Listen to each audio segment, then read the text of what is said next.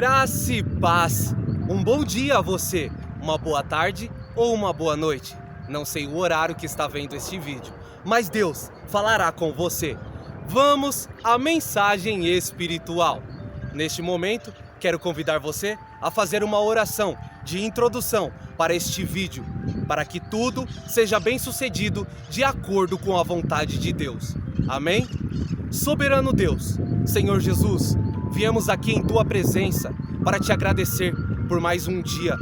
Deitei e dormi, acordei porque o Senhor me sustentou, como o salmista disse.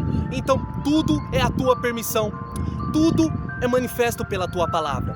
Mas neste momento eu peço para que o Senhor faça o mal cair por terra.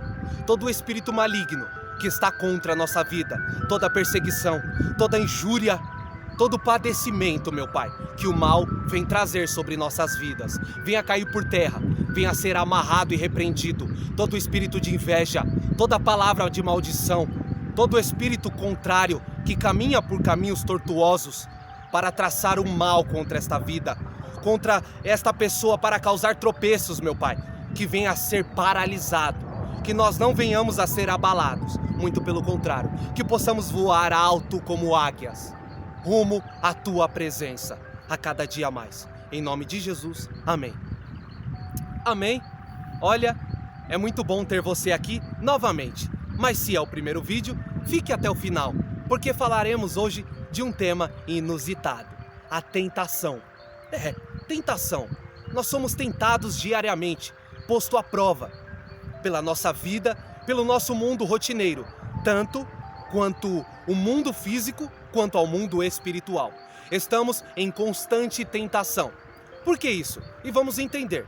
Porque a tentação, ela procede de algo natural do homem.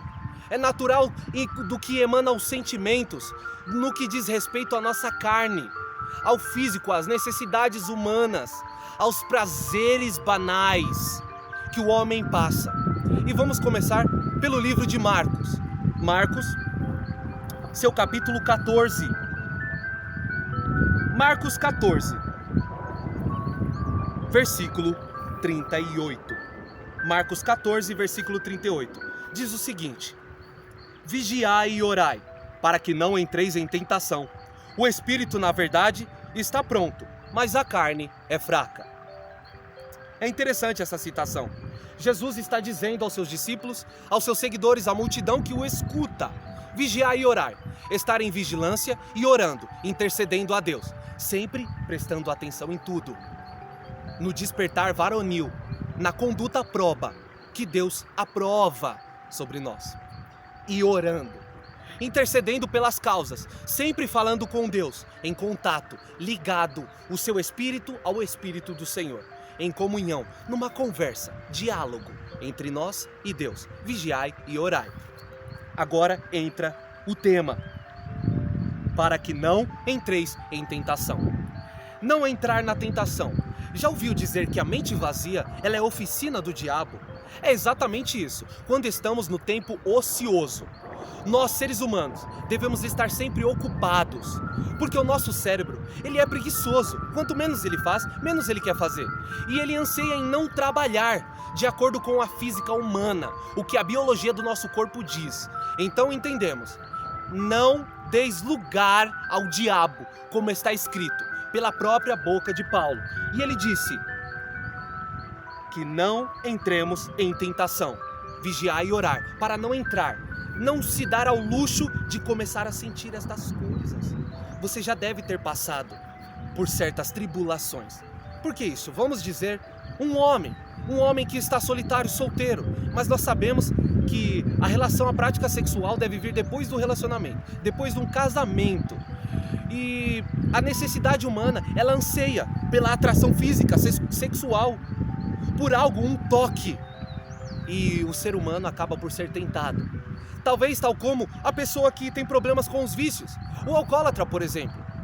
Quando ele está distante do álcool, ele tem o processo de abstinência, de vontade. Ele entra em tentação.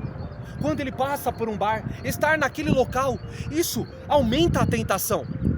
Quando uma pessoa que tem problemas, ela está próximo àquilo que conduz ela à ruína, ela se põe à prova, à tentação. Consegue entender? É como se fosse alguém com câncer no pulmão, que fica perto de pessoas que estão fumando cigarro, se pondo à tentação de induzir aquilo e piorar o seu quadro. Por isso, está escrito em Marcos, para que não entreis em tentação. Bom, entendemos até aqui que não devemos nos dar ao luxo de sentir esses desejos, esses prazeres mexerem conosco, com a psique humana. Mas, olha esta parte. Na verdade, o espírito está pronto. O espírito, seu espírito, quando ele ouve essa palavra, ele logo pensa, é a hora.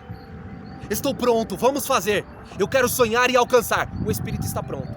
Está pronto para concluir, para seguir as metas e objetivos, chegar ao fundamento principal. Mas a carne lhe impede. A carne começa a vir as dúvidas. Mas como eu conseguirei alcançar meu sonho? Com esta situação? Como eu poderei chegar lá se não tenho dinheiro?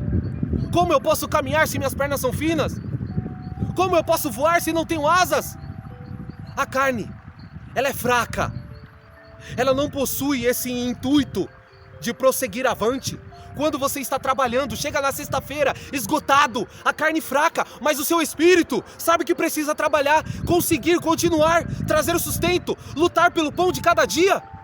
Então começamos a entender certas coisas. O espírito está pronto. O espírito, se depender do espírito você consegue, você irá muito além. Mas, no que depender da carne, você é paralisado agora. Nesse momento, você desiste, porque a carne é fraca. Por isso, também Paulo disse que as duas são inimigas, uma milita contra a outra. Para pensar. Quando nós nos ajoelhamos para orar, os joelhos começam a doer. Às vezes a inquietação e a ansiedade começam a lutar contra, para que você pare de orar neste momento.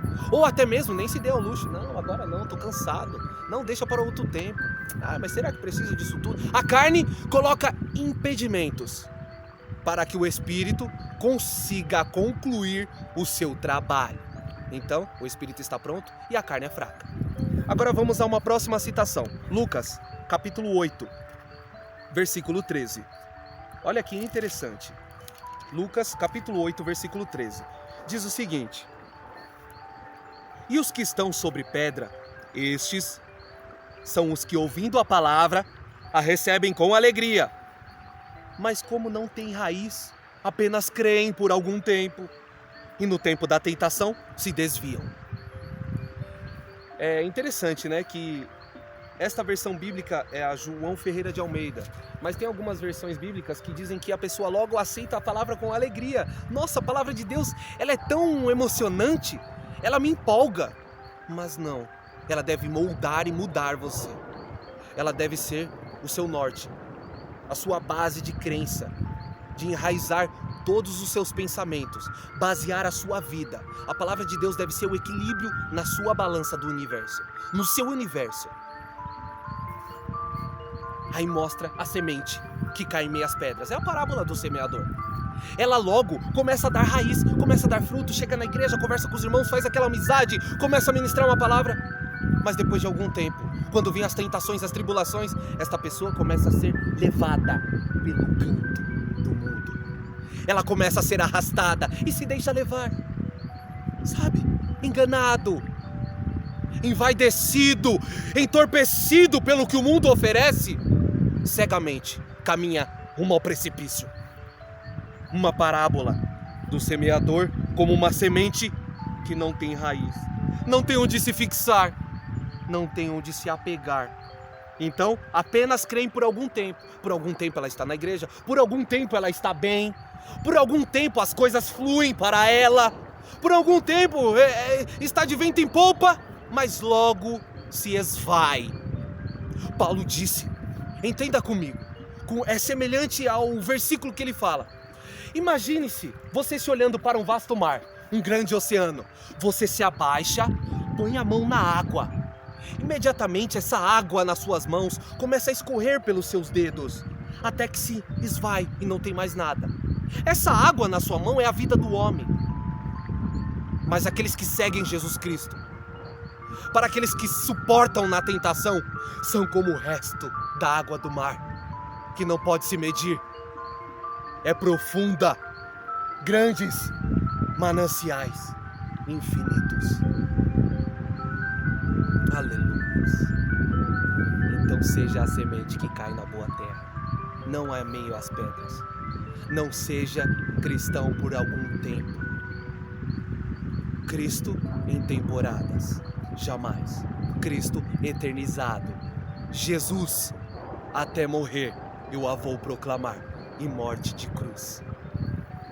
A próxima meditação, ainda em Lucas, capítulo 11, versículo 4. Diz assim: perdoa-nos os nossos pecados, pois também nós perdoamos a qualquer que nos deve. E não nos induzas à tentação, mas livra-nos do mal. Em outras versões bíblicas, não nos conduzas à tentação. Essa é a oração do Pai Nosso, a oração modelo. Jesus Cristo estava ensinando como devemos orar. Nós conhecemos o Pai Nosso. Pai nosso que estás no céu, santificado seja o seu nome. Venha a nós ao seu reino. Seja feita a sua vontade, assim na terra como no céu. O pão nosso de cada dia nos dai hoje. Perdoe as nossas dívidas, assim como nós perdoamos os nossos devedores. Não nos deixes cair em tentação, mas livra-nos do mal. Porque teu é o reino, é o poder, a honra e a glória para todos sempre. Amém. Livra-nos do mal. O versículo diz: não nos conduzas à tentação. Em outras palavras, Senhor, me livra do desejo que o meu coração tem dificuldade em resistir. Não nos conduza, Senhor, à tentação. Não deixe que eu acabe caminhando para este caminho, ser seduzido e levado pelo veneno da serpente, que engana, que traça a ludibriação. Me deixa como um ventríloco em suas mãos, comandando o meu corpo. Não. Nosso corpo não deve ser instrumento de iniquidade. Não se deixe levar pela tentação. Resista! Busca a Deus enquanto se pode achar. Invocai-o enquanto está perto, como está escrito. Porque perto de Jesus, Ele não me conduz à tentação. Ele me livra de todo o mal. 1 Coríntios, capítulo 10.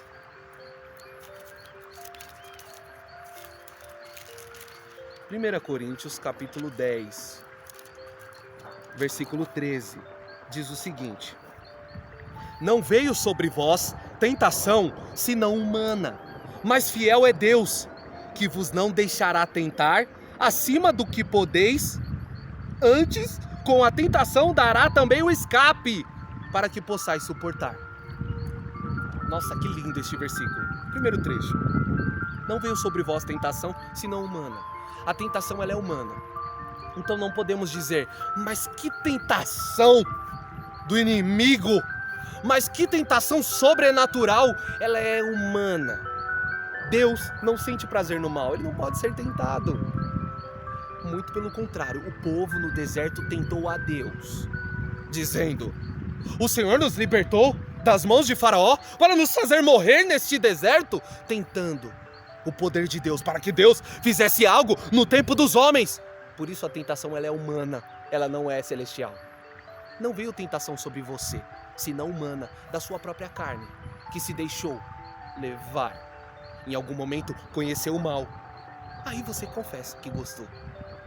Mas isso o levou à ruína, a uma trajetória pecaminosa, árdua, que sangrou o íntimo dos seus pensamentos.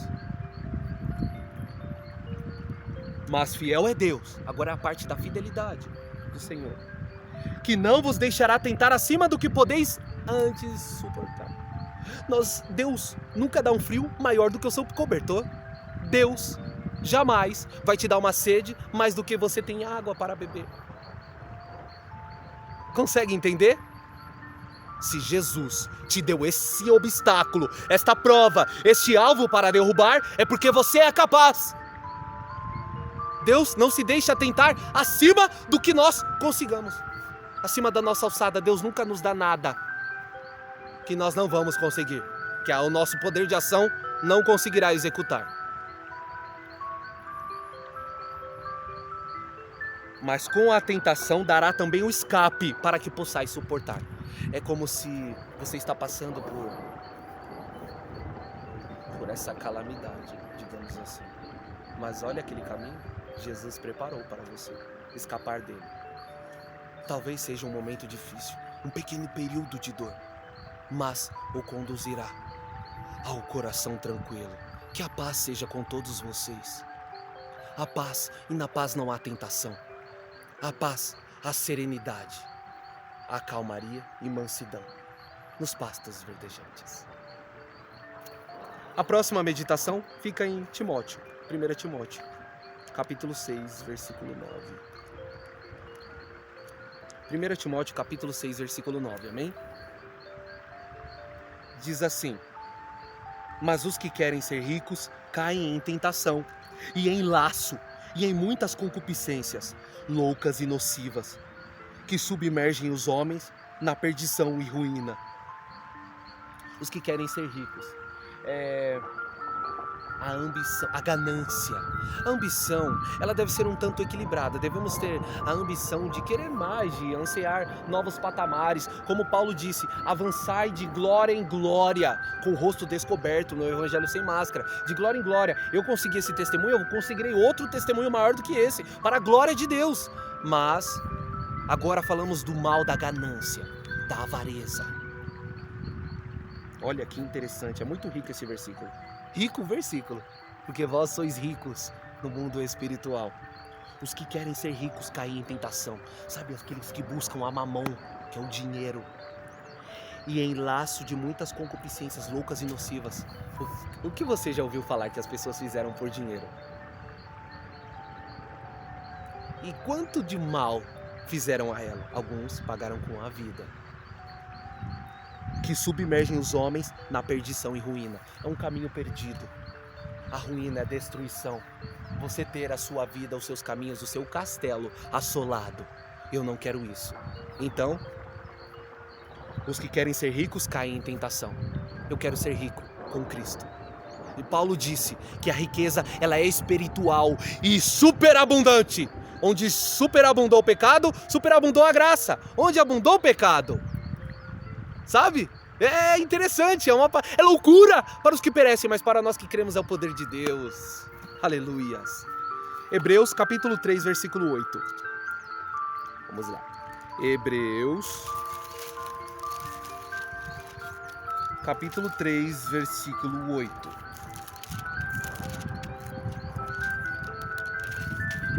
Vamos lá. Não endureçais o vosso coração, como na provocação, no dia da tentação no deserto. Vou ler o próximo também. Onde vossos pais me tentaram, me provaram e viram por 40 anos as minhas obras.